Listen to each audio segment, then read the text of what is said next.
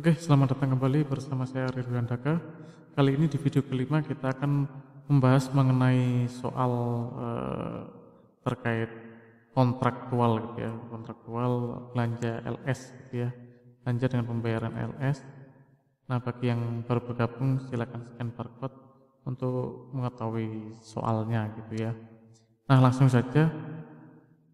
Nah, di sini di transaksi nomor 16 sampai 22 itu yang pertama 1 April ditandatangani kontrak gitu ya, ditandatangani kontrak senilai 68 juta gitu ya. Dan yang kedua pengadaan ATK gitu ya oleh PT Maju Jaya senilai 148 gitu ya. Yang satunya pergantian keramik dan satunya ATK. Nah, pergantian keramik ini apakah menambah nilai aset? Ya, tentu tidak ya, karena dia kan tidak termasuk dalam menambah volume atau meningkatkan kapasitas kan enggak gitu ya. Nah, yang tanggal 10 April setelah tanda tangan kontrak, maka ketika sudah selesai akan ada BAST gitu ya. Ini kebetulan BAST-nya khusus ATK pertama. Kemudian dari ATK tersebut di keesokan harinya diterbitkan SPPLS gitu ya. Baru di hari berikutnya lagi SP2D atas persediaan atau atas belanja ATK itu diterima gitu ya. Dan yang tanggal 5 Mei belanja pemeliharaan keramik tadi sudah ada BST-nya. Kemudian tanggal 7 sudah dicek, sudah sesuai diterima SPP-nya, dan tanggal 8 SP2D-nya keluar gitu ya, dan cair di rekening rekanan gitu ya. Nah, bagaimana perlakuannya?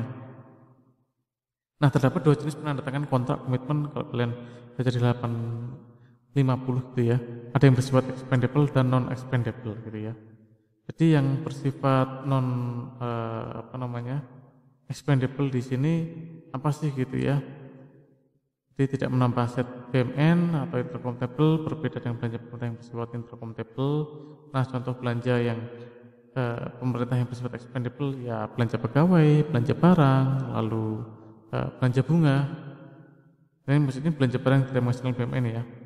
Lalu belanja subsidi, belanja hibah, bansos, sampai TKDD. Sedangkan jurnal yang digunakan untuk kelompok belanja yang bersifat menambah aset BMN intercomptable berupa persediaan dan aset tetap antara lain belanja modal, belanja barang, persediaan, dan belanja bansos yang menghasilkan BMN. Jadi belanja barang itu ada yang tidak menghasilkan persediaan, ada yang menghasilkan persediaan, atau yang menghasilkan BMN dan tidak menghasilkan BMN gitu ya. Itulah transaksi yang bersifat expendable dan non expendable gitu ya. Nah, kemudian bagaimana kita akan menjurnalkan dua transaksi transaksi 16 sampai 22 ini ya. Nah, transaksi ini 16 ya, tanggal 16 akan dijurnalkan sesuai dengan case sebelumnya 2B, dan kalian bisa dilihat di halaman 54 gitu ya. Di halaman 54 itu jurnalnya menyebutkan begini, jurnal pada identitas dimulai dari jurnal komitmen belanja. Setelah jurnal komitmen belanja, jadi ini ya di halaman 54 itu kan di B dan C gitu ya. Pertama jurnal komitmen belanja, baru jurnal pada identitas akuntansi atas resum tagihan SPP ya. Kemudian setelah itu yang C itu atas tagihannya, yaitu resum tagihan belanja. Kemudian yang D itu atas verifikasi kondisi BMN gitu ya. Jadi ada dua jurnal, kalian bisa baca di halaman 54 penjelasannya itu ya. Nah, bagaimana jurnalnya gitu ya. Nah, ketika tadi tanggal 16 dia terima gitu ya, itu untuk yang tanggal 16. Kemudian yang tanggal 17 bagaimana nih? Tanggal 17 nih, tanggal 17. Maka tanggal 17 itu tanggal 17 sampai 22 akan dijurnalkan sesuai dengan penjelasan berikutnya. Tanggal 17 menerima tagihan BST, maka akan membalik jurnal komitmen belanja barang non expendable yang tadi yang di awal tanggal 16. Kemudian tanggal 18 ketika SPP dibuat, maka jurnalnya seperti 16C. Persediaan telah diperiksa dan dicatat dalam modul persediaan. Jurnalnya seperti 16D yang tadi ya. Kemudian tanggal 19 itu diterima SP2D belanja persediaan bersifat sebesar 148 juta. Nah ini tadi pengesahan belanja gitu ya, pengesahan belanja.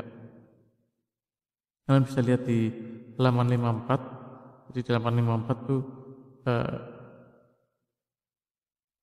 isinya belanja yang harus dibayar pada rekening entitas lain, baru pengesahan belanjanya di LRA belanja barang apa pada rekening entitas lain, itu untuk yang tanggal 19.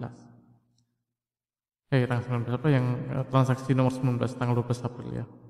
Kemudian transaksi 20 sampai 22 itu ketika kita menerima BST maka kita akan mengembalikan jurnal komitmen gitu ya, mengembalikan jurnal komitmen belanja barang jasa expendable yang tidak menimbulkan tambahan aset PMN.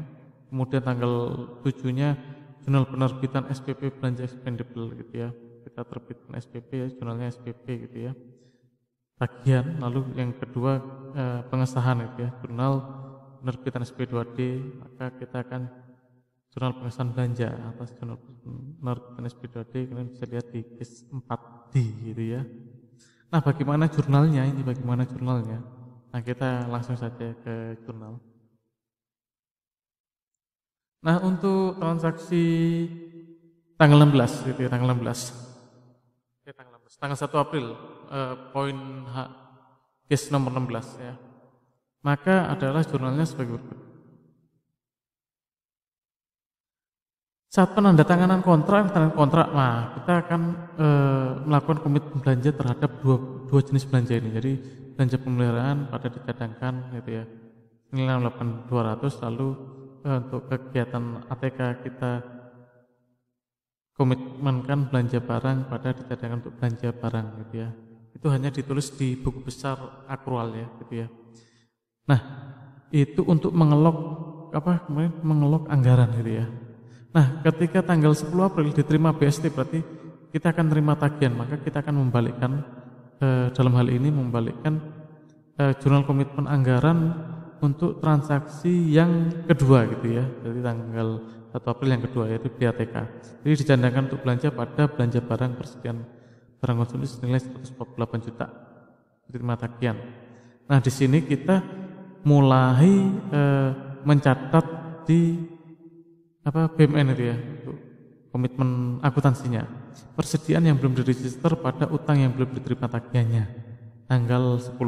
Karena ini langsung tanggal 11 itu dibayar, maka ketika dibayar kan ATK itu sudah pas gitu ya, sudah sesuai gitu ya, sudah sesuai peruntukannya gitu ya. Nah maka saat SPP tadi utang yang belum diterima tagihannya pada belanja barang yang masih harus bayar senilai 148 juta plus verifikasi kondisi BUMN, kita masukkan ke modul persediaan unit pengelola barang atau pengguna barang gitu ya, barang konsumsi pada persediaan yang belum diregister. Jadi barang itu ketika sudah di SPP maka bisa kita langsung pakai ya, kita gunakan gitu ya. Itu jurnal untuk transaksi 16 sampai 18. Nah, bagaimana untuk 19 sampai 22 gitu ya. Nah, untuk 19 sampai 22 gitu ya. Ketika dia terima SP2D belanja persediaan tadi 148, maka ketika terima berarti otomatis pengesahan belanja. Maka belanja barang yang dibayar pada tagihan entitas lain. Di buku besar kasnya tes bukan belanjanya apa? Belanja barang persediaan barang konsumsi pada ditekan ke entitas lain senilai 128 juta. Nah, yang tanggal 5 Mei kan kita terima BST gitu ya. Kita terima BST maka kita akan mengembalikan komitmen anggaran awal gitu ya. Kita mengembalikan anggaran awal untuk belanja pemeliharaan, maka dicadangkan untuk belanja pada belanja pemeliharaan gedung dan bangunan gitu ya, senilai 68.200 gitu ya. Itu saat terima tagihan. Kemudian ketika SPP-nya lupa, kita catat BMN-nya enggak. Nah ini kebetulan keramiknya itu tidak menghasilkan BMN ya, tidak menghasilkan persediaan gitu ya. Dia tidak menambah nilai kapitalisasi aset, maka kita tidak menjurnalkan itu ya.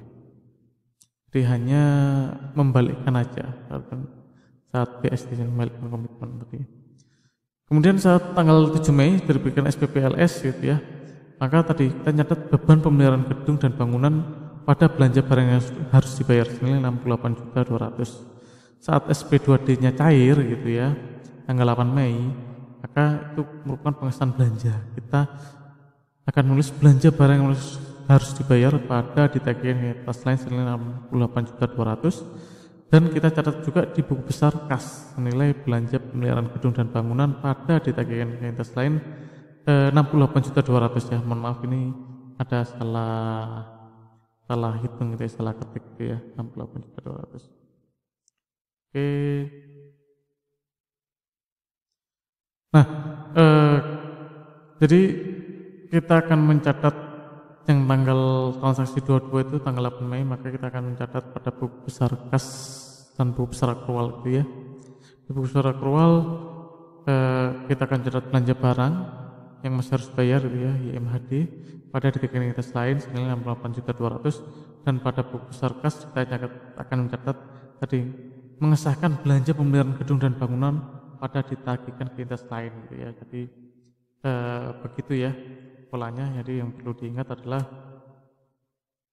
bahwa ketika ada kontrak gitu ya, maka kita akan mencatatkan komitmen anggaran ya, jurnal anggaran komitmen belanja. Nah, setelah itu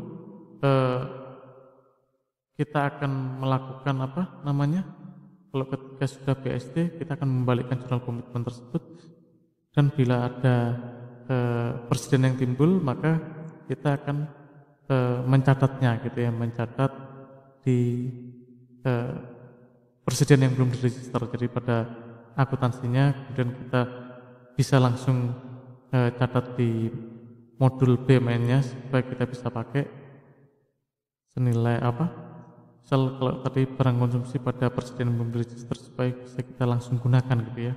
Kemudian saat SPP-nya ya, maka kita akan mencatat tadi belanja yang masih harus dibayar gitu ya. Baru saat pengesahan maka kita akan melakukan pengesahan belanja. Jadi sequelnya gitu ya, kita komitmen anggaran, jurnal anggaran komitmen, kita balik gitu ya, lalu kita ada BMN yang muncul ya, kita catat BMN-nya, baru kita akan SPP-kan gitu ya, dan kita akan melakukan pengesahan belanja atas SP2D-nya. Demikian penjelasan mengenai belanja expendable untuk kontraktual. Semoga kalian semakin paham.